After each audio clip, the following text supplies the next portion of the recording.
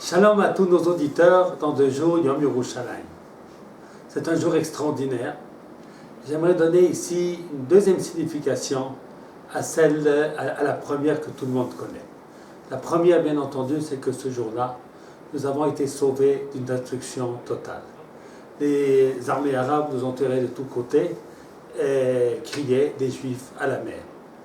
Et miraculeusement, l'armée d'Israël a défait toutes ces armées en quelques jours, quelque chose d'exceptionnel, et a ôté vraiment un étau qui entourait l'État d'Israël à ce moment-là. Et bien entendu, à cela, nous devons remercier HaKadosh Baruch Hu, le maître du monde, pour cette Geoula, pour ce sauvetage extraordinaire. Mais il y a une deuxième dimension en ce jour de Yom Yerushalayim. C'est de bien comprendre la signification de la création de l'État d'Israël. Beaucoup ont compris la création de l'État d'Israël comme un État refuge. Les Juifs sont persécutés de partout le monde, il faut bien leur trouver un abri.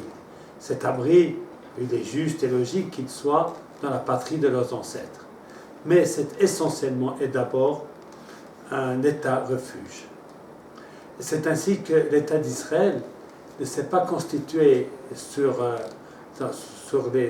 les parties les plus centrales d'Israël, les parties historiques d'Israël, mais surtout sur la côte.